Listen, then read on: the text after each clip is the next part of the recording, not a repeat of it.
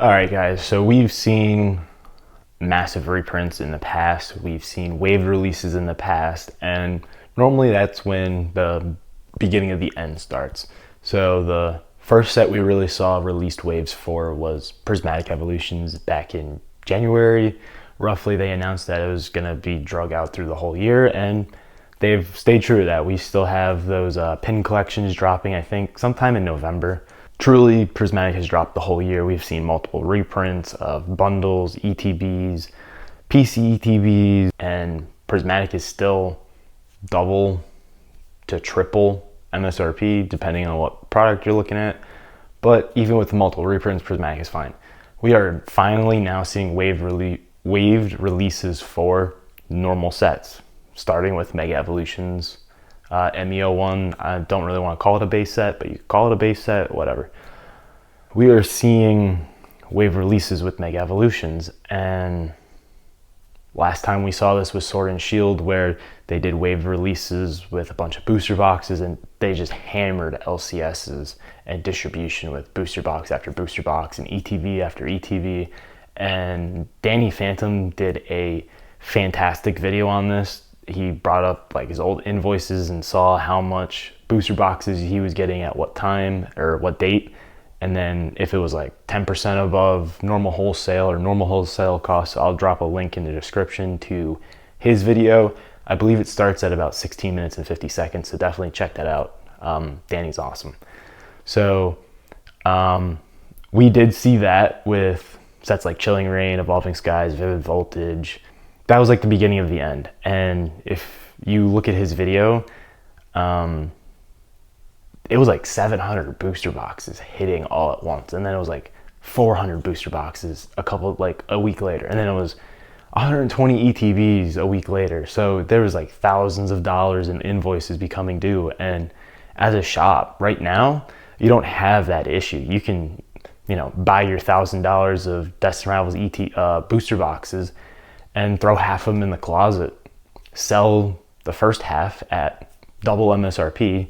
You look like a saint because, well, you're not charging market, you're under market, and you just paid for your whole allocation and you still get to keep half.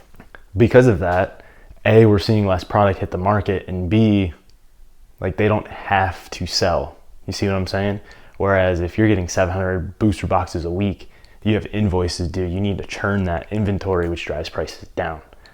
And another thing is distributors are marking up product right now. So any reprints are at a stepped up cost basis versus normal wholesale, which creates that floor in secondhand market value that just product won't go below. The issue with that is Pokemon is feeding all that excess product that in Sword and Shield they sent to distro. They're now sending to big box who's just selling at MSRP or above MSRP, or if you're GameStop, market price. There's another issue with that. And the stuff they send to Walmart, Target, Costco, Sam's Club all just gets botted out when it goes online. And if it goes into store, your typical scalper is just clearing the shelves anyway. So how is this helping anybody? It's not. But if they reprint like they did in Sword and Shield, pretty much every set that's in rotation would just get flooded and this would just crash prices. Now, I don't think we would see wholesale prices like we did before. Granted, wholesale's more expensive now. I think a lot of shops are getting stuff between $100 and like $120 for booster boxes at least. And you can just kind of figure out the math for the other products after. You can kind of guesstimate what the ancillary products are based off of that. So 10%, 15%, whatever. A lot of shops are getting booster boxes between like $100 and $120 depending on spend rate and like account age and some other things like that, which is higher than it was during Sword and Shield as well, because I think Sword and Shield was like $80 to $85, again, depending on spend rate and account age and stuff like that. But what it would take to see something like Sword and Shield is wave releases and a lot of product all at once.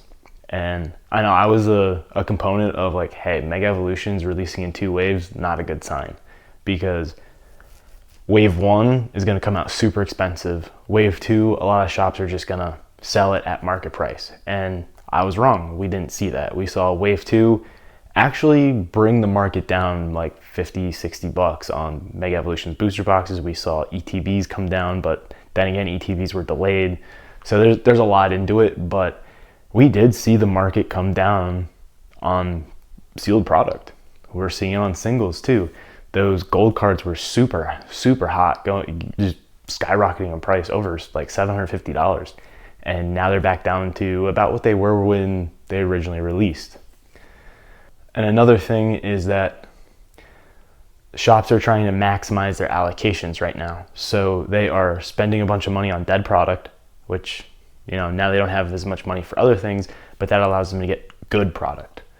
So when they get good product, they overestimate because they know they're only going to get a percentage of it. So say I'm used to getting, we'll make math easy.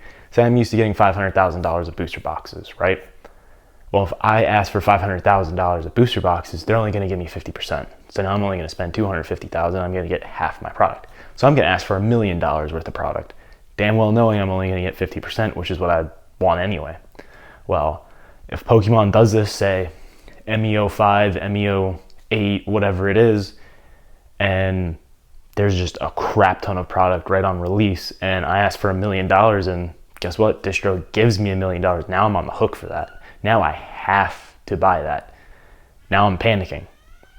Now I have to fire sale everything so I can pay this invoice.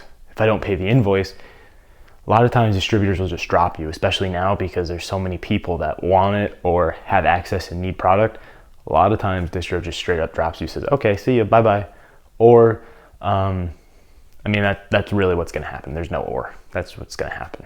So I would like to see Pokemon do that in the next couple sets. I mean, if they can keep doing wave releases, that's good. And then they just stack a bunch of waves all on top of each other where, you know, maybe February 1st, we get Mega Evolutions 1, just 700 booster boxes, 700 ETBs, whatever. And then February 7th, we get MEO2, another 500 booster boxes or 500 ETBs. And then February 14th, we get MEO4 and we get whatever, 600 ETBs and 600 booster boxes. And then maybe February 21st, we get whatever. We get Surging Sparks, booster boxes, ETBs, and booster bundles. And that is the real way to crash this. Is it likely this is going to happen?